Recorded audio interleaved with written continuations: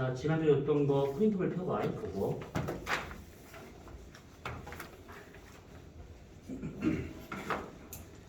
자, 별의 특성이라고 되어 있는 거, 그 놈을 좀 볼 건데, 우리가 지난주에 어디까지 했었었냐면, 그 321페이지라고 되어 있는 거, 거기 321페이지 별의 광도까지 했던 거 기억날 거야. 자, 우선 질문 한번 해볼까? 너 혹시 선행을 좀 해봤니? 네, 아, 그래, 살짝 해봤어? 그러면 한번 물어보고 싶은 거 욕구 막 올라오네. 자, 그러면 지구과학은 선행해봤지? 기억이 잘 정치인처럼 얘기하지 마. 무슨 질문하기 전에 뭐 모르겠습니다. 제가 한 게 아닙니다. 너네는 기억을 하겠지. 거길 왜 숙여 둘 다 미쳤는가 봐. 자, 너부터 앞에부터. 네. 자, 별의 광도 L은 어떻게 구해지지? 그 온도 대제곱 아그 비례 그건 슈테판 볼츠만의 법칙이고 별의 광도 L. 그 자, 심호흡하고 기억할 수 있어. 심호흡하고 기억할 수 있어. 별의 광도 L은 그 거리가 아니구나. 그치. 진짜 그렇지. 별의 광도 L은 그러면 슈테판 볼츠만의 법칙 E는 에헤이 알겠어. 알겠어. L은 사파이어 곱하기 시그마 T4. 오, 잘했어. 그렇지. 별의 표면적에다가 슈테판 볼츠만의 법칙을 곱하는 것이지. 자, 그러면 이제 정말 쉬운 거야. 이거는 선행으로 한번 했었던 거니까 기억나실 거야. 나머지 것도 다 어디 갔어, 근데? 자, 잠깐만 기다려봐.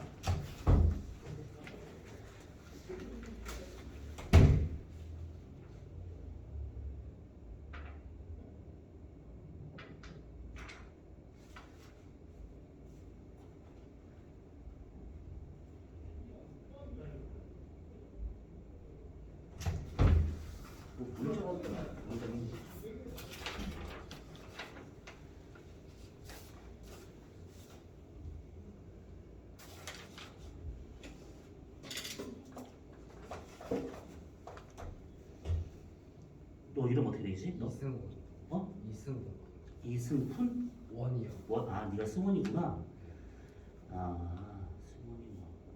너는 어떻게 되지, 이름이? 저요? 전민기요. 전민기 뒤는 강주현이요. 강주현.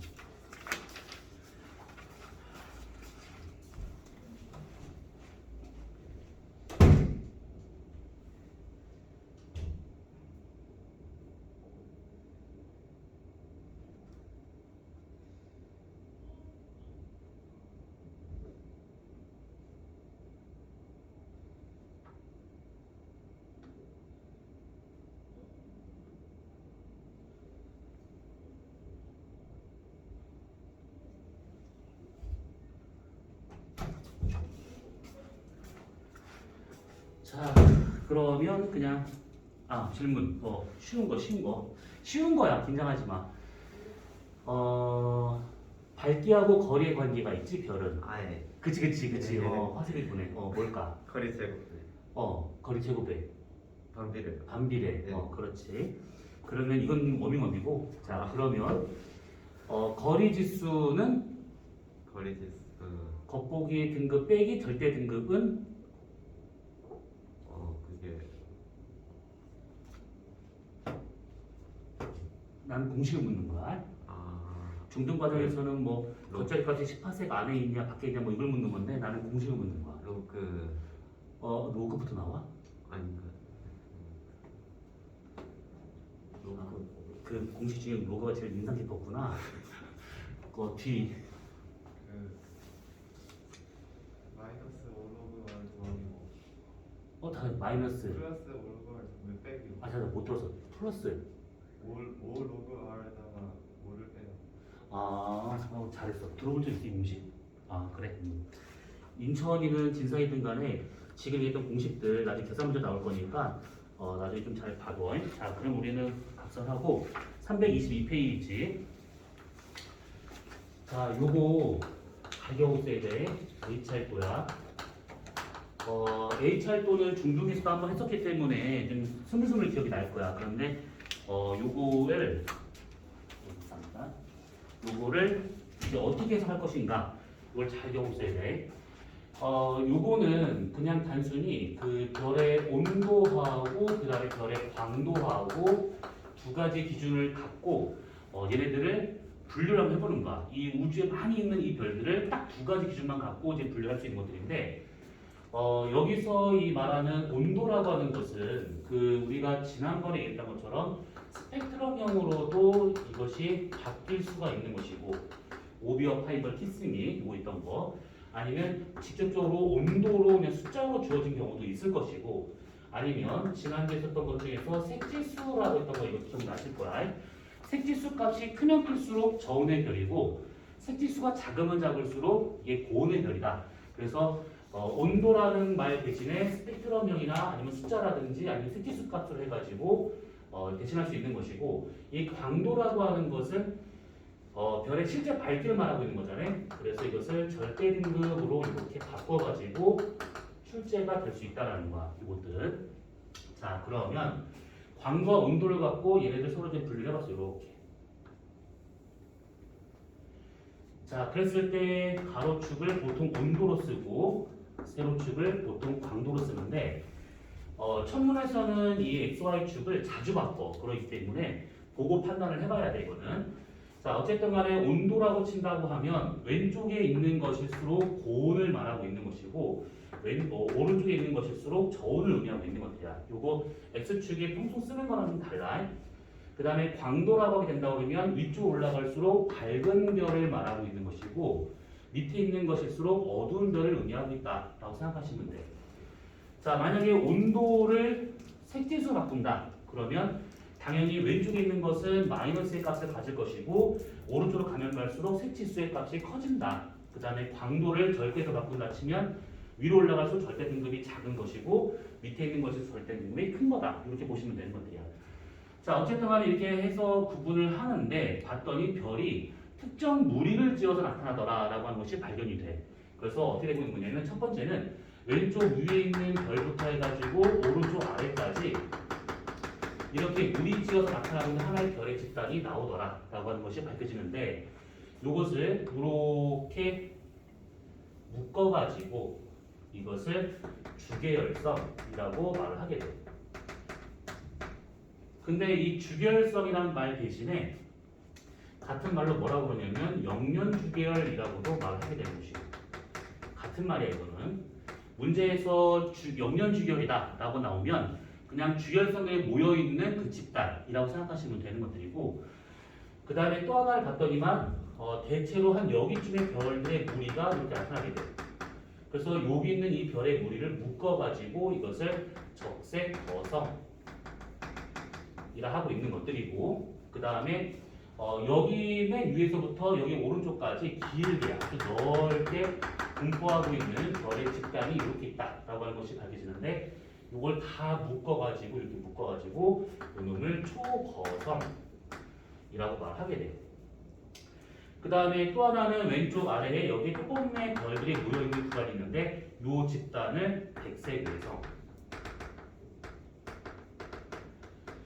자, 우선은 이런 식으로 HR도 갖다가 별들을 찍어봤더니 온도와 광도랑 딱 그 두 기준만 갖고 찍어봤더니 이런 식의 무리가 나오더라 라고 하는 것이 밝혀지게 되는데 지금 여기서 써놓은 이 주계열성, 적색거성, 초거성, 백색외성과 같은 경우는 가장 기본적으로 많이 쓰는 그런 별들이기 때문에 이건 잘 기억을 해두셔야 돼. 그러면 이렇게 딱 봤을 때 그럼 이게 끝이냐? 아니야. HR도는 이렇게 보는 것이 아니고 이렇게 별을 무리지어서 하는 이런 것들은 그닥 어려운 것이 아니기 때문에 이건 별로 그냥 이건 기본적으로 알고 있어야 될 것이고 이걸 갖고 우리가 몇 가지를 볼 필요가 있어요. 여기서 뭐냐면 이 HR도를 쓰는 가장 중요한 것은 왜 쓰는 거냐면 별의 분류를 할 때 많이 쓰긴 하는데 얘가 어디에 찍히냐에 따라서 별의 기본적인 물리량이 탁 나와. 다 나와. 웬만하면 다 나와. 그리고 별의 물량만 나오는 것이 아니고 별의 진화가 어디로 갈 것인지를 그 진화 경로까지도 다 파악이 돼. 그래서 HR도 그러면 별을 분류한다, 별의 기본적인 물량을 안다, 그 다음에 진화 경로까지 파악할 수 있다. 이런 것들을 이제 알 수 있다라고 생각하시면 되는 것들이야. 여기에 포함되지 않는 별들도 있는데 그런 별들을 굳이 여기다 표시할 필요는 없어. 뭐 예를 들어서 블랙홀이라든지 중성자별 같은 게 있는데 굳이 표시할 필요가 없기 때문에 딱 네 가지만 지금 한 것들이야. 자, 그러면 여기에서 각 별들의 특징이 거기 대략적으로 설명이 되어 있을 거야. 뭐냐면 우선 한 페이지 넘어가봐. 어디냐면 323페이지라고 쓰여 있는 곳을 한번 봐봐. 323페이지. 자, 거기 보면 주결성, 적색거성 맨 위에 표에 초거성, 백색외성 나온 것이 있는데, 자, 먼저 주결성을 먼저 보게 되면 왼쪽 위에서 오른쪽 아래 이어주는 좁은 B형에 분포하는 별이라 되는 것이고, 두 번째 보면 전체 별의 90%가 주결성이다. 자, 이 말은 뭔 말이냐면 내가 하나를 봤잖아. 그러면 100개의 별을 봤다. 그럼 그 중에 90개는 주결성이다 라고 생각하시면 돼. 이걸 이렇게 표현할 수도 있는 것이고, 또는 별이 태어나서 죽을 때까지 쭉 일생을 살아. 근데 그 사는 동안에 주결성으로서 머무를 수 있는 그 시간, 퍼센테이지가 대략 한 90% 정도 된다라고 생각하면 되는 것들이야. 그래서 여기서 말하는 것은 내가 보는 별의 90%가 주결성이다. 다른 말로 별의 일생 중 차지하는 비율이 90%다 라고 생각하면 되는 것들이야. 자, 그 다음에 세 번째와 같은 경우 보게 되면 왼쪽 위에 있는 위치한 주결성으로 온도가 높고, 그치? 지금 왼쪽이 온도가 높은 걸 말하고 있는 거니까. 그 다음에 광도가 크고 위에 있는 거니까 질량과 반지름이 크다라고 했는데 이건 이따가 좀 더 얘기하게 될 것들이고, 네 번째, 1세에서 가장 긴 시간을 머무른 단계, 아까 말했던 90%가 여기에 속하고 있다는 거. 예로서 태양, 스피커, 시리우스 이런 것도 있는데 여기서 태양 정도만 기억하고 있으면 돼. 다른 거는 문제는 잘 안 나와. 그 다음에 뭐 적색거성, 초거성 쭉 있는데 이런 것들 한번 쭉 읽어보시면 되는 것들입니다. 자, 그러면 이제 이 HR도 갖다가 우리가 좀 되게 많은 얘기를 좀 해야 돼. 자, 우선은 뭐냐면 첫 번째, 주결성에서만 해당되는 내용이야. 주결성에 해당되는 내용이야 이거. 자, 주결성과 같은 경우에 방금 얘기한 것처럼 HR도의 주결성이 어디 찍히냐에 따라 가지고 그 별의 물리량이 딱 나와. 딱 나오는데 얘 같은 경우에 대략적으로 HR도를 간단하게만 표시한다 치면 요게 영년주결이야. 영년주결, 온도와 광도. 그러면 딱 봤을 때 이 주결성과 같은 경우에 가장 단순한 것은 왼쪽 위에 있는 거하고 오른쪽 아래에 있는 거하고 온도, 광도 비교하는 건 금방이야. 색지수 또는 뭐 여기 뭐 절대 등급 이거 비교하는 건 금방이야. 근데 그걸 말하고자 하는 것이 아니고 중요한 것은 뭐냐면 질량인데, 이거 까먹으면 안 돼. 주결성에서의 질량과 같은 경우는 왼쪽 위에 있는 것일수록 커. 그 다음에 오른쪽 아래에 있는 주결성일수록 질량이 작아요. 자, 질량이 크다 작다라고 하는 것은 결국 주결성으로서 머무를 수 있는 시간, 수명인데 그 수명이 왼쪽 위에 가면 갈수록 얘가 짧아. 근데 오른쪽 아래에 있는 것일수록 커, 길어. 자, 이게 무슨 의미냐면 질량이 크면 오래 살 수 있는 거 아닌가요? 그게 아니라 질량이 크면 그만큼 내부의 온도 압력이 너무 높기 때문에 갖고 있는 그 질량을 금방 소진해버려. 핵융합을 통해 가지고 금방 소진해버리기 때문에 수명이 짧아질 수밖에 없다. 이렇게 생각하시면 돼. 자, 그럼 여기서 이걸 우리가 관계식 한번 잠깐 떠보자. 주결성에서의 광도와 질량의 관계는 주결성에서의 광도와 질량 관계는 광도는 질량의 2에서 4승배에 비례하게 돼. 요 관계식의 지수는 문제로 계산 문제가 나오잖아. 그러면 주어져. 그러니까 그걸 보고 판단하면 되는 것들이고, 어쨌든 질량의 2에서 4승배의 광도는 비례하고 있다라고 생각하시면 돼. 자, 그 다음에 수명을 우리가 T라고 생각을 해보자. 이 주에서 머무르는 시간, 수명.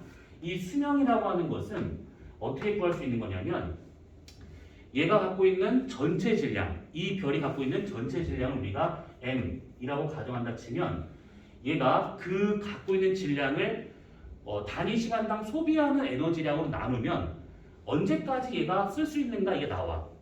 무슨 말이냐면 내가 만약에 지금 10만 원이 있어.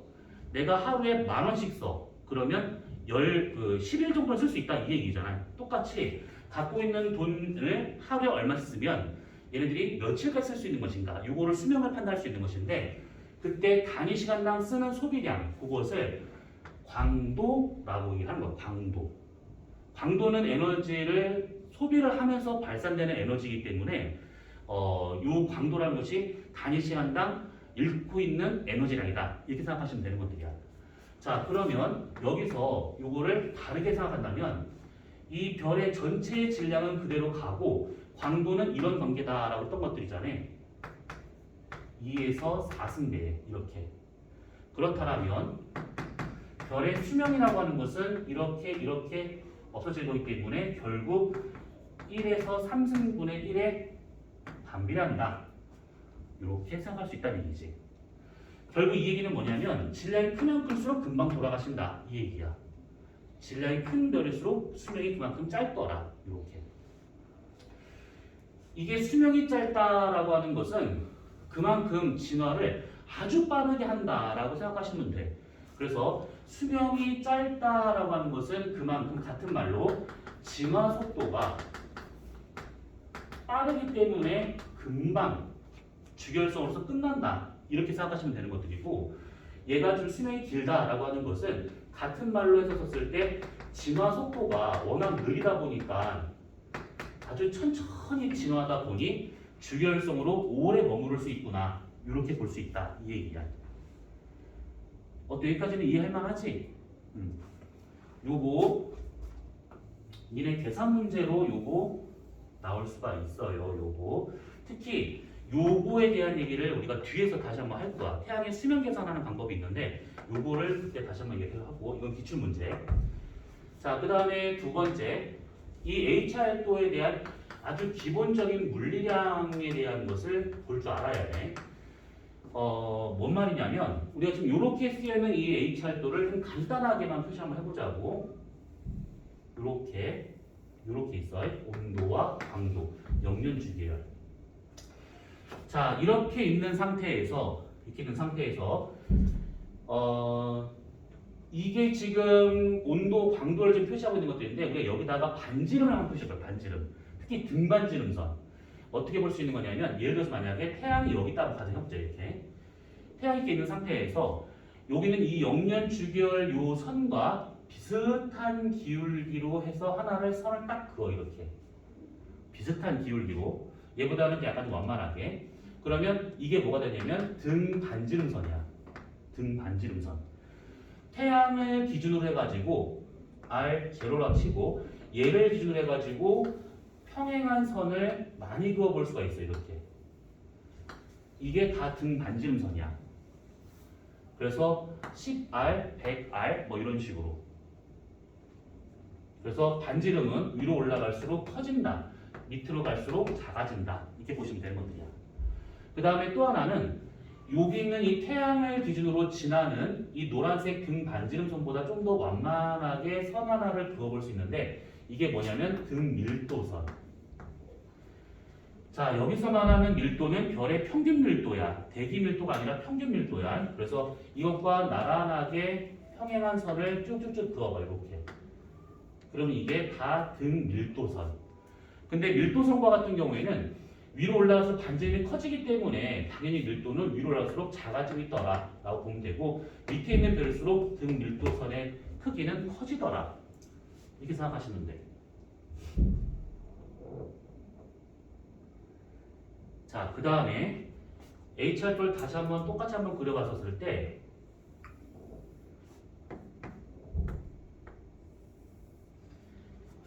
자, 요거 하나 따져봐야 돼. 자, 태양이 여기야.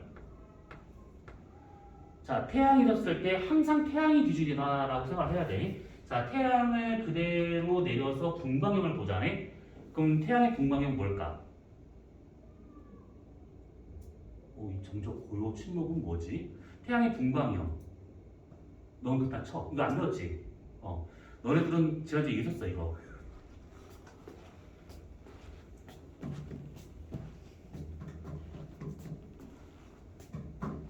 나머지 애들이 없으니 너를 겹치는구나. 태양의 분광형은 오비어파이널 키스미 이거 말하는 거야. G G. 잘했어. G. 0부터 9등까지 10등 나온다 했잖아. 그 중에 몇 번째? G8? 조금 줄여. 숫자를.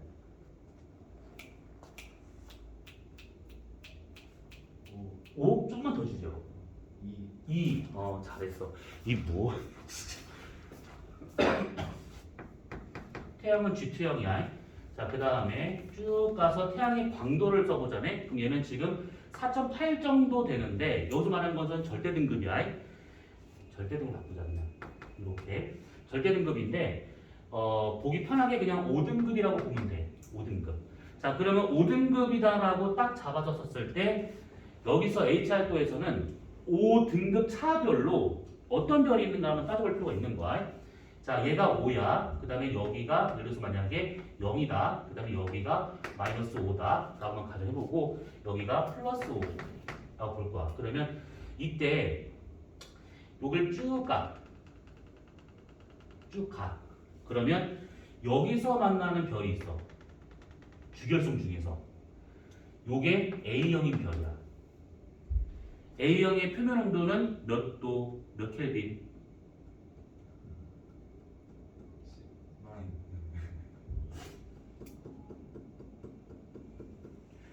오, 이래서 배움의 끝이 없는 거구나 진짜. 이거 만 켈빈이야. 그래서 0등급의 주결성의 분광형은 A형이고 겉표면의 온도는 만 켈빈 되고 있다는 거. 그 다음에 여기에 있는 요거 마이너스 5등급 되고 있는 얘가 주결성 치면 O형이 되거든. O형. 그 다음에 이 0등급을 그대로 쭉 가잖아. 그럼 여기서 별들의 무리가 만나. 이 무리가 이게 적색거성이야. 아까 얘기했던. 그럼 적색거성의 분광형은 뭐냐? 보통 K형이나 M형과 같이 이렇게 저온의 별로 나타난다라고 보시면 돼. 그리고 또 하나 여기서 플러스 5등급 되고 있는 애들을 그대로 쭉 가서 여기에서 별을 찾아보면 여기는 이 별이 뭐냐면 이게 외성이 되는 거야. 백색 외성. 이렇게. 그래서 등급을 썼을 때 5등급 별로 해가지고 그 5등급 차이로 해가지고 플러스 5부터 5 플러스 5가 아니야. 미안. 플러스 10 여기. 플러스 10부터 5, 0, 마이너스 5 그래가지고 이렇게 해가지고 5등급 별로 해가지고 얘가 어떤 별이 있는가 이거를 찾을 줄 알아야 된다 이 얘기야. 그리고 여기 주결성 끝자락에 있는 얘네들 있잖아. 이거 얘네들도 거의 플러스 한 10 정도 되고 있어. 등급 자체가. 그래서 이렇게 따져보면 돼.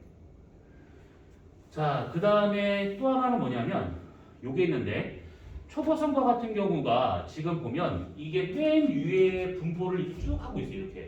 이렇게 하고 있다는 것은 뭐냐면 온도는 되게 다양한데 광도가 거의 비슷하다 이 얘기잖아.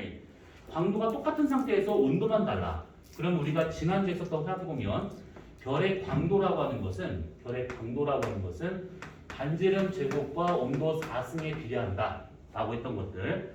그러면 이래 봤을 때 얘가 만약에 일정한 상태야. 근데 온도가 다양해. 온도가 높고 낮음이 다양한데 광도가 일정하대. 그럼 그 말은 뭐냐면 반지름이 다르다는 얘기잖아. 그치? 만약에 온도가 높아. 그러면 이 반지름이 작아야 돼. 반대로 온도가 낮아.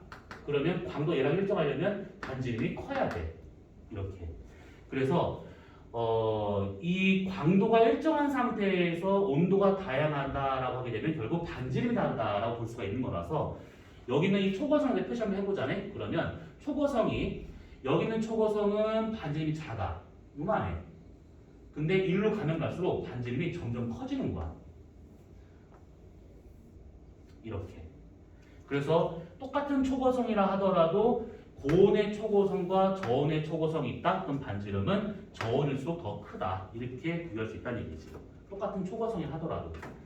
요거는 참고 정도로 알고 있어요. 여기는 이 초고성을 보통 청색 초고성이라고 말하게 되는 것이고 오른쪽 끝자락에 있는 얘 같은 경우는 적색 초고성이라고 말하게 됩니다. 이렇게. 우선 H활도에서 가장 기본적으로 좀 알아야 될 물량들은 요 정도로 생각하시면 돼. 별이 어디에 딱 찍히는가 그걸 보고 판단만 할 줄 알면 되더라. 자, 그러면 322하고 323페이지 나와 있는 내용은 이렇게 정리하면 될 것 같고 323페이지 맨 밑에 한번 봐봐. 자, 별의 광도 계급이란 말 나온 게 있어. 광도 계급. 자, 광도 계급이라는 말은 광도에 따라서 별의 종류를 묶은 거야. 그래서 광도 계급이라고 하게 되면 별의 종류구나. 이렇게 생각하면 돼. 자, 거기 한번 봐봐. 동그라미 1번 보시게 되면 모건과 키넌이라는 사람 두 사람에 의해 가지고 분광형이 같더라도 반전이 클수록 스펙트럼 수준의 성폭이 좁아지는 것을 발견하게 되고 이거 지난주에 얘기했어. 이거 왜 그럴까? 왜 그럴까? 분광형이 같더라도 별의 반지름이 클수록 흡수선의 선폭은 좁아지게 된다. 왜 그럴까?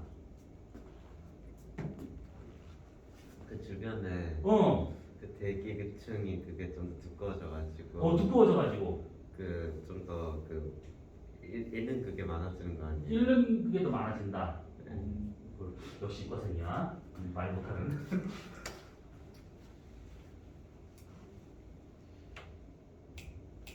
얘기를 해줘야지. 여기 지금 첫 번째 요 문장 질문한 거야. 어. 중력이 작아지니까 대기에 있는 대기가 밀도가 많이 이렇게 퍼져가서 밀도가 낮아지니까 되게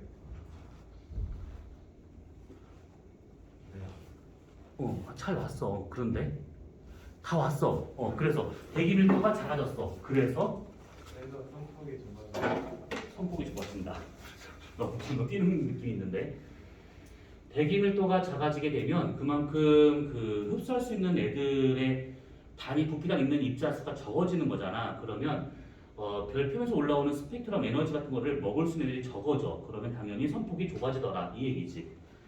자, 그래서 1번과 같은 경우에 그런 것을 발견하게 되고 더 읽어보시게 되면 그래서 이런 것들을 이제 분류를 했다. 뭐 이런 얘기야. 그래서 이것을 모건, 키넌의 앞자를 따가지고 NK 분류법이라고 말하게 돼. NK 분류법. 자, 그래서 동그라미 2번을 봐봐. 그래서 광도는 표면도 반지름에 의해서 결정되고 그 다음에 아무튼 되어 있다. 그리고 3번을 보게 되면 이게 중요한 것인데 태양의 표면도가 약 5,800켈빈이고 주위에서 해당되기 때문에 분광형 광도계급은 G2V가 되고 있다. G2O형이 되고 있다. 이게 설명하고 있는 것들이야. 결국 이게 무슨 말이냐면 광도계급이라고 하는 것은 광도에 따라서 별의 종류를 말하고 있는 것이고 온도는 우리가 스펙트럼형으로 나타날 수 있는 것들이잖아요. 그래서 이 광도계급은 별의 종류와 그 다음에 온도 요 두 가지를 문자화시킨다라고 생각하시면 돼. 이게 무슨 말이냐면 거기 한번 봐봐. 밑에 지금 HR도하고 그 다음에 표가 나온 거 있을 건데 1A, 1B부터 해서 7까지 되게 많이 분류가 되고 있어. 근데 이 중에서 이걸 다 알아야 되느냐? 아니야, 다 몰라도 돼. 여기서는 1A, 1B를 묶어서 그냥 초거성으로만 알고 있으면 되고 1A, 1B를 묶어서 초거성으로만 알고 있으면 되는 거고 그 다음에 3, 5, 7 딱 이렇게 1, 3, 5, 7 4개만 알고 있으면 돼. 1, 3, 5, 7 1. 초거성 3. 적색 거성 5. 주결성 7. 백색 외성. 그래서 이렇게 숫자로 별의 종류를 표현하는 것들이고 그 앞에다가는 분광형을 쓰는 거야. 그래서 태양과 같은 경우가 아까 말한 것처럼 태양은 G2가 되고 있는 것이고 주결성이기 때문에 5번이 되고 있는 거야. 그래서 G2O라고 쓰는 것이지. 그래서 이렇게 HR도에 나와 있는 별들을 이렇게 막 그림을 그려서 할 것이 아니고 이 광도계급은 여기 나와 있는 별들을 그냥 그대로 찍어가지고 문자화시킨다라고 생각하시면 되는 것들이야. 자, 그러면 여기 있는 별의 광도계급은 뭘까?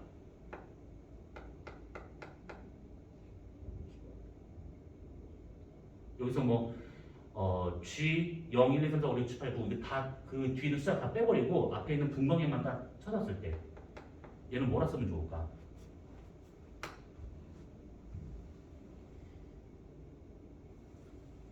이제 넌 배웠으니까 이제 설명할 수 있겠지? 이름이 뭐였지? 승원이. 자, 얘는 어떻게 쓰면 좋을까 그러면?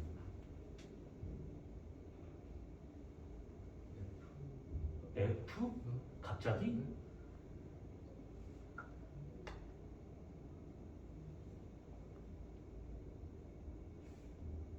스펙트럼형, 그 다음에 별의 종류. 숫자로 표현하고 있는 별의 종류. 그러면 예?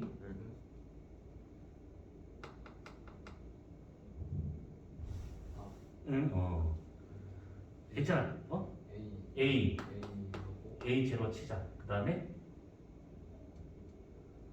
보면서 해도 돼. 시험 아니야. 뒤에 숫자 뭘 쓰면 좋을까? 그렇지. 이렇게. 그 다음 너겠지? 네. 자, 얘는 저 K예요. K, M. 뭐 둘째 아무나 그냥 불러. K. K 제로. O. 아니 저기 오구나. 그러면 3. 3. 자, 그 뒤. 그러면 얘는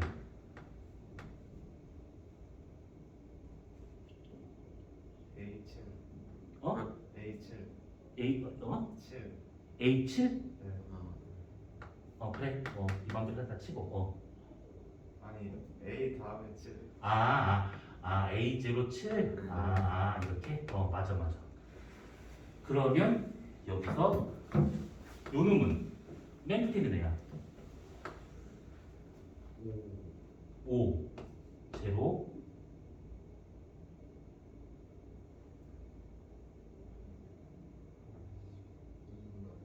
2 3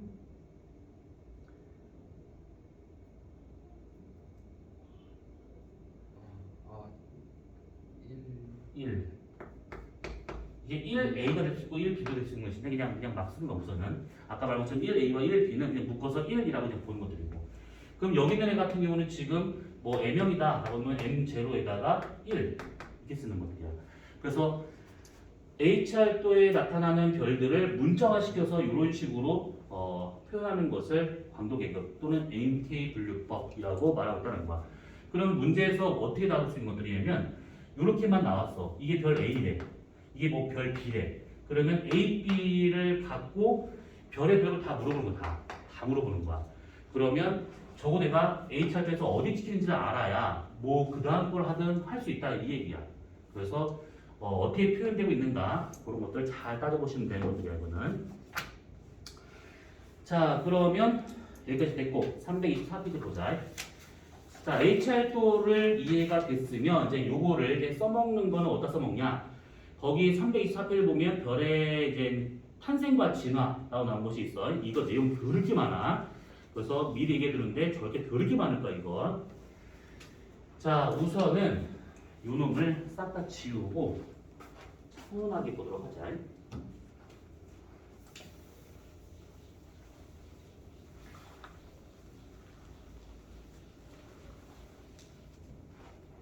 잠깐만 기다려봐.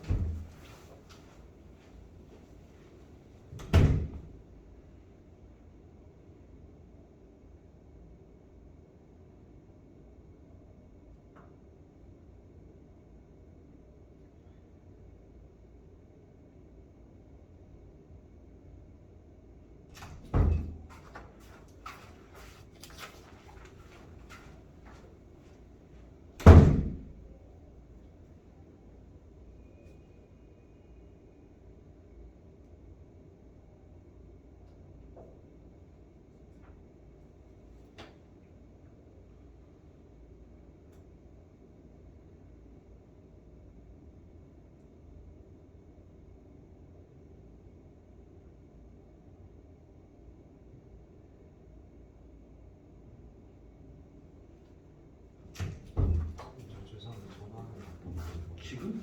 여기 아니 교체 아니에요. 남친이야? 아니요. 일단 알았어. 갔다 와. 중요한 거 해야 될 거야.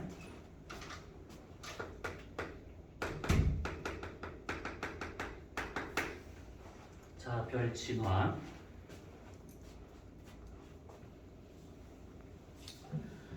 자, 거기를 보면 이제 뭐라 설명 막 나온 게 있어. 거기 324페이지부터 해가지고 쭉 해서 쭉 뭐 난리 났어. 이게 지금 어디까지 하면 327페이지까지가 쭉 나온 내용들인데, 여기서 이제 요거를 우리가 구간별로 하자고.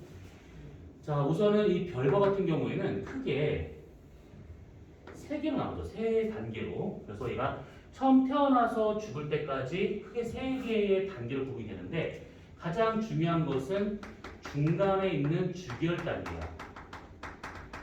이 주결 단계가 있고, 이 주결 단계를 기준으로 해서 그 전과 후로 구분하기 때문에 앞에 있는 것을 전 주결 단계, 뒤에 있는 것을 후 주결 단계, 이렇게 얘기를 하게 돼요. 자, 우선은 이렇게 세 개로 나눠진다라고 한다 치면, 그때 이 각 단계에서의 특징이 하나하나가 다 있는데, 우선은 가장 중요한 것은 전 주결 단계는 별 전체가 수축을 하는 단계고, 후 주결 단계와 같은 경우는 별 전체가 팽창을 하고 있는 단계라고 보시면 되고, 그냥 주결 단계다 그러면 크기가 일정한 상태를 유지하고 있는 단계다라고 보면 돼. 자, 그래서 별이 수축하는 단계인지 일정하게 유지가 되고 있는 단계인지 아니면 팽창하고 있는 단계인지 이렇게 볼 수가 있는 것인데, 여기서 생각 잘 해볼 것이 뭐냐면, 별이 맥없이 수축과 일정과 팽창을 할 수는 없어. 그래서 어떤 이유 때문에 이런 크기 변화가 생기고 있다라는 얘기인데, 별과 같은 경우에는 기본적으로 이게 있어. 이 별이 갖고 있는 질량에 대해서 안쪽으로 얘를 계속 잡아당기려고 하는 힘이 작용하게 되고, 안쪽으로 계속 잡아당기려고 하는 이 힘이 나타나게 되는데, 이 힘과 같은 경우가 이 별이 갖고 있는 질량에 의해서 결정이 돼. 그래서 이 힘을 뭐라고 할 수 있는 것들이냐면 중력, 수축, 에너지라고 말하게 돼. 중력, 수축, 에너지. 얘 같은 경우에는 별이 갖고 있는 질량에 의해서 결정되는구나 라고 보시면 돼. 질량이 크면 클수록 그만큼 더 강하게 잡아 끌 수 있더라, 뭐 이 얘기야. 근데 이거 말고 별이 이렇게 수축하다 보면 요 내부가 상당히 뜨거워져. 내부가. 그러면 이 내부가 뜨거워져서 얘를 바깥으로 밀어내려고 하는 힘이 분명히 나타날 수밖에 없겠지. 왜냐하면 얘는 기체다 보니까, 고체가 아닌 기체다 보니까 밀어내는 힘이 나타날 수밖에 없어. 그래서 얘를 바깥쪽으로 밀어내려고 하는 요 힘이 나타나게 되는데, 이 힘을 보통 뭐라고 그러냐면 기체압이라 하거나 아니면 복사압이라 하거나, 아니면 이것을 뭐라고 그러냐면, 좀 약간 이런 말을 일반고는 잘 안 쓰는데 과거에는 간혹 쓰는 단어가 뭐가 있냐면 온도경사라는 말이 있어. 또는 온도경사도, 또는 온도구배, 이런 말을 쓰는 경우가 더러 있어. 아직 1학년이기 때문에 저렇게까지 용어를 쓰진 않을 것 같고, 어쨌든 간에 기체압이다 라고 생각하시면 돼.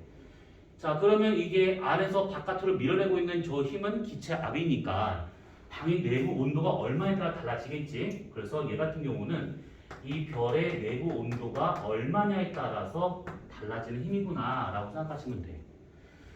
자, 그러면 별이 기본적으로 갖고 있는 에너지는 뭐 되게 많아. 근데 저 두 가지만 놓고 보자면 중력 수축 에너지하고 그 다음에 기체압 두 가지에 의해서 결정된다 라고 보시면 되고, 별의 크기는 그 중에서 중력 수축 에너지는 큰 변화가 없어.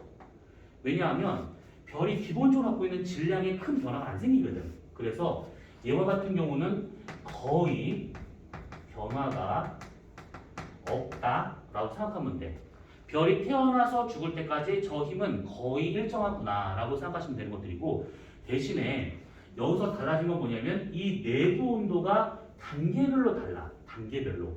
그래서 내부 온도가 낮아질 때가 있고 높아질 때가 있고 그대로 유지될 때 있고, 아무튼 그래서 이 내부 온도는 계속 변화를 아주 많이 하게 돼. 그래서 결국 이 힘과 이 힘의 관계 중 내부 온도의 변화가 심하다 보니 별의 크기가 달라지는구나 라고 보면 되는 것들이야. 그러면 이제 정리를 해보자면, 별 전체가 수축한다라고 하는 것은 두 힘들 중에서 중력 수축 에너지와 그 다음에 기체압이 있어. 그러면 누가 크냐? 내부로 잡아 끄는 힘이 더 크기 때문에 별이 수축하고 있구나. 이렇게 생각하면 돼. 그러면 생각 외로 전 주결 단계 내부 온도는 상당히 낮은 상태구나. 이렇게. 그 다음에 주결 단계에서 크게 일정하다라고 하는 것은 중력 수축 에너지하고 안에서 바깥으로 밀어내려오는 기체압의 관계 중에서 두 개가 같기 때문에 커지지도 않고 작아지지도 않고 이렇게 멈춰있는 상태다라고 볼 수 있는 것들이야. 그래서 쓸 때 이 단계를 뭐라고 그러냐면 역학적으로 봐서 썼을 때 두 개 이상의 힘이 평형 상태에 도달을 해서 얘가 정지되어 있는 상태, 정력학 평형 상태라고 말을 하게 돼. 자, 그래서 주기열 단계다. 그러면 정력학 평형 상태가 있었을 때, 그 상태일 때를 주기열 단계라고 할 수 있는 것들이고, 팽창이 되고 있다라고 하는 것은 중력 수축 에너지보다 바깥으로 밀어내려고 하는 기체압이 상대적으로 더 커졌기 때문에 전체적으로 얘가 커지는구나. 반지름이 커지는구나. 이렇게 생각하시면 되는 것들이야. 자, 그러면 이런 식으로 이제 단계별로 받아섰을 때 이제 별이 어떤 크기 변화가 있는 것인가 이렇게 보면 될 것이고, 그리고 여기서 중력 수축 에너지는 아까 말한 것처럼 거의 변화가 없지만 내부의 온도가 다르기 때문에 이렇게 수축할 수도 있고 팽창할 수도 있더라라고 볼 수가 있는 것들이야. 그러면 세 단계 중에서 내부 온도가 제일 높을 때는 언제야?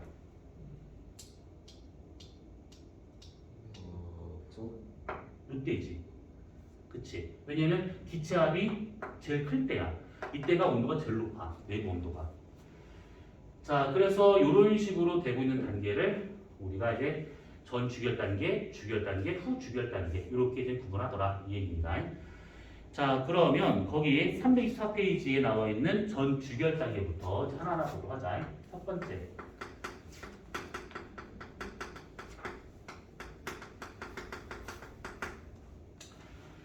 자, 전 주결 단계야. 별 전체가 수축을 잘 하는 그 단계인데, 우선은 이 별이 만들어진다라고 하는 것을 잘 생각해 보시면, 우선 처음에는 별의 재료가 되는 성간 물질이 필요해. 그 성간 물질이 모여 있는 그 상태를 성운이라고 말하게 돼. 자, 이렇게 성간 물질이 모여 있는 그 상태를 성운이라 한다 치면, 그때 이 성운을 구성하고 있는 애들이 누구냐면 주로 먼지라든지 뭐 티끌 뭐 이런 걸 말하고 있는 것이고, 또는 기체와 같은 것들도 다량으로 있다라고 생각하시면 돼. 자, 그 중에서 이 먼지와 같은 것들은 주로 탄소 알데니로 되어 있는 것도 좀 많고, 또는 규산염으로 되어 있는 경우도 있는데, 규산염이 뭘까요?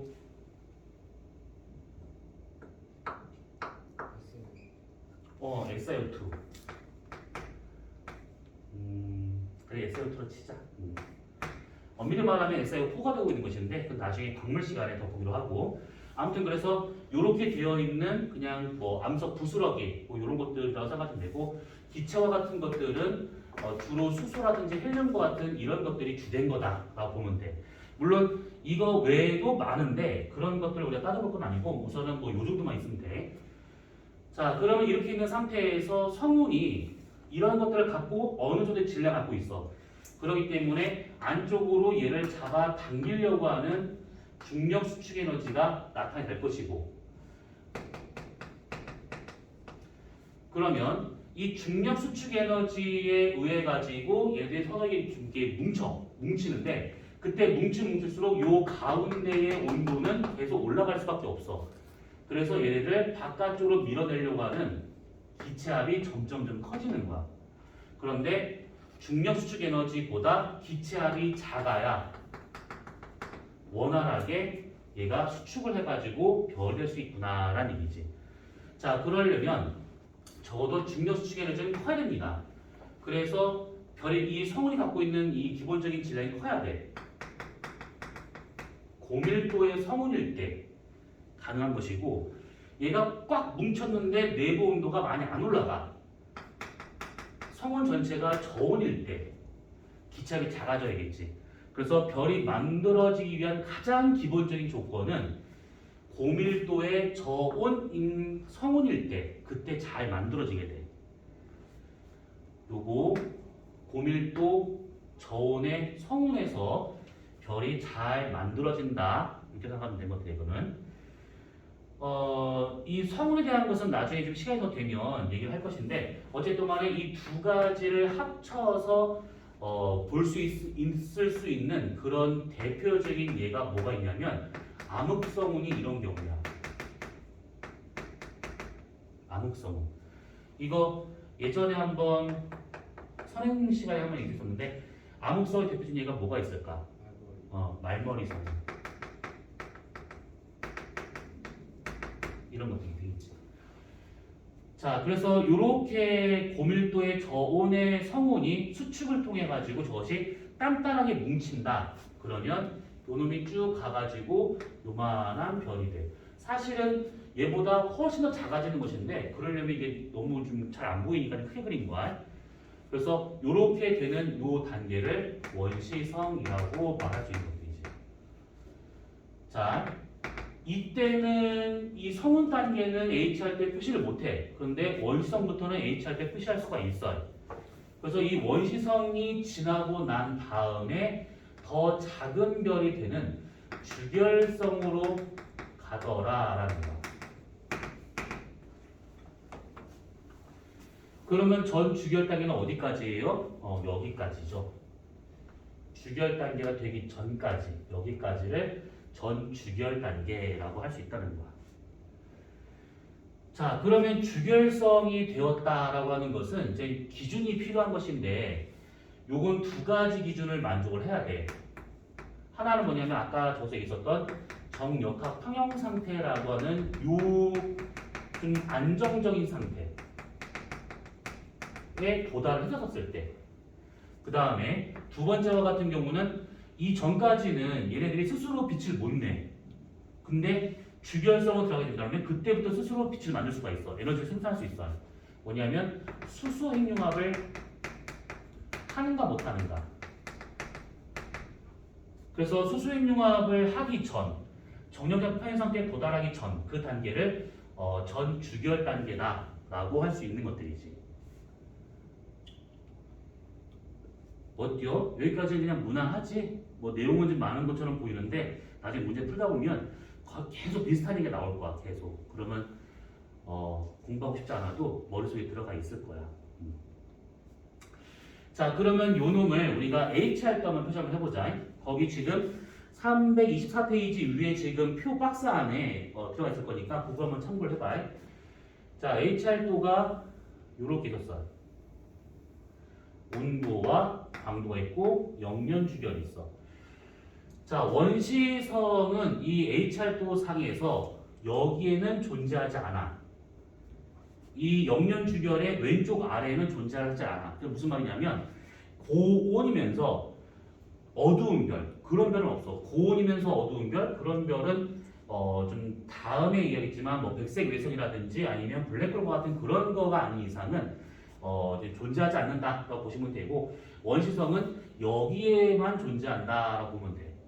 영연주결의 오른쪽 위에만. 자, 그러면 이렇게 됐을 때 원시성이 우리가 크게 두 개 있다고 가정합니다. 여기에 하나가 있었었고 그 다음에 여기에 하나 있었다라고만 가정을 해볼 거예요. 이렇게. 자, 이렇게 했을 때 얘하고 얘하고의 차이점이라게 되면 우선은 얘는 저온의 어두운 별이고 얘는 얘보다 고온의 밝은 별이야. 똑같은 원성이라 치더라도.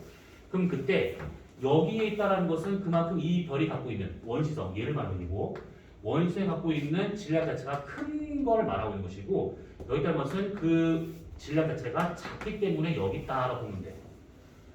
그냥 갖고 있었던 질량이 크냐 작냐 요거야. 자, 그랬을 때 보통 이렇게 질량 큰 원시성과 같은 경우는 주결성으로 진화할 때, 주결성으로 들어갈 때 어떤 방법으로 들어가냐면 거기 지금 나와 있는 것처럼 대체로 요렇게 들어가. 요렇게. 수평 방향 이동하면서. 그런데 질량이 작은 원시성과 같은 밑으로 떨어져요. 이렇게. 자, 그러면 여기서 생각 잘 해봐야 돼. 여기서 우리가 등급하고 온도의 관계만 놓고 보잖아. 등급, 절대 등급하고 그 다음에 온도의 관계만 보잖아. 그러면 얘는 여기서 이쪽으로 가고 있기 때문에, 일로 가고 있기 때문에 등급의 변화는 거의 없이 온도만 증가하고 있다는 얘기야.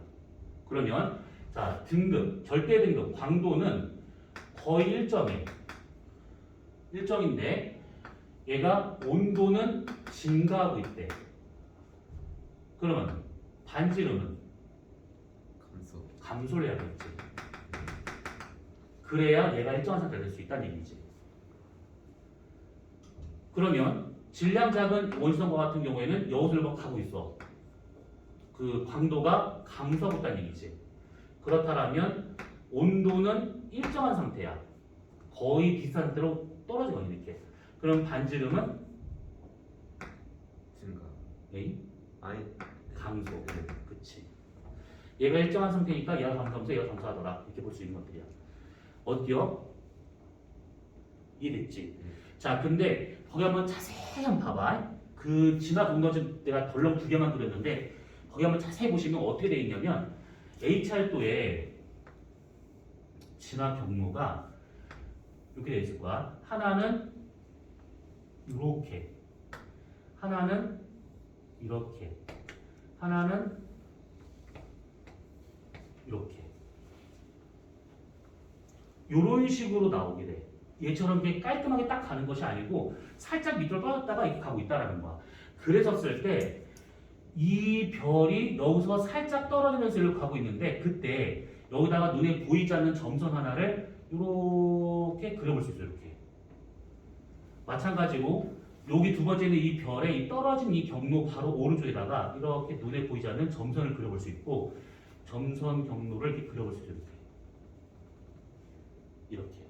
이렇게 있었을 때 이 점선의 왼쪽은 존재할 수 있는, 실제로 존재할 수 있는 가능성이 있는 영역이지만 점선의 오른쪽은 존재할 수가 없는 영역이야. 점선을 기준으로 오른쪽 영역, 점선을 기준으로 오른쪽 영역, 이쪽은 존재를 못해. 그랬었을 때 이 점선을 뭐라고 그러냐면 별이 진화할 수 있는 경로야 이게. 그래서 존재할 수 있는 영역과 존재할 수 없는 영역을 구분짓는 이 경로를 약간 조금 그 매국노 이름인데 하야시 경로라고 하게 돼. 요 놈을. 하야시 경로를 따라서 밑으로 떨었다가 왼쪽으로 진화하는 것이지 오른쪽으로 진화하는 것이 아니라는 거야. 요거를 기준으로 실제 존재할 수 있는 영역과 존재하지 않는 영역을 구분하더라 라고 생각하시면 돼. 자, 그 다음에 또 하나 질량이 커. 그러면 중력 수축 에너지가 아주 커. 그러면 가운데로 확 당겨. 그러면 내부 온도가 아주 빠르게 증가를 하게 돼. 내부 온도가 아주 빠르게 증가해서 적정 온도에 딱 도달하는 그 시간이 얘가 아주 짧다라는 거야. 그 말은 뭐냐면 다른 말로 진화 속도가 아주 빠르구나 라고 볼 수가 있는 것이야. 거기 지금 나와 있는 것처럼 여기서 일로 가는데 걸린 시간이 질량이 크잖아? 그럼 한 10,000년이면 가버려. 10,000년이면 겁나 긴 시간 아닌가요? 우주에서 10,000년이라고 그러면 이건 찰나의 순간이지. 아주 금방의 순간이야. 138억 년이라는 시간 동안에 10,000년이라고 그러면 가늠이 잘 안 될 텐데 그러면 돈으로 생각해봐. 138억 원하고 10,000원하고 그러면 별거 아닌 시간인 것이지. 아주 빠르게 진화하고 있는 것들이야. 근데 여기와 같은 경우는 질량이 작아. 그러면 이 당기는 힘이 작아. 그러면 내부 온도가 빠르게 증가를 못해. 진화 속도가 상당히 느리더라 이게 얘기지. 그래서 심한 경우에는 1억 년 가까이 걸리는 경우도 있어. 그래서 얘하고 진화 경로하고 진화 속도하고 그 다음에 하야시 경로 정도 요거를 잘 봐두시면 돼. 이렇게.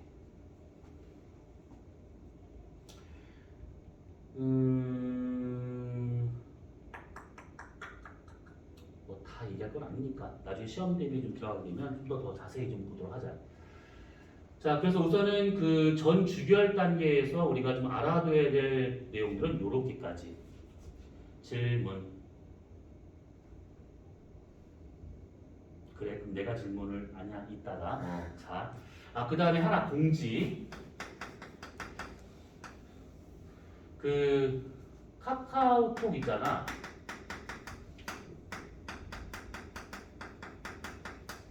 오픈방을 검색을 하는데 검색창에다가 송도 대문자로 DPA 과고 지구과학이라는 방을 찾아.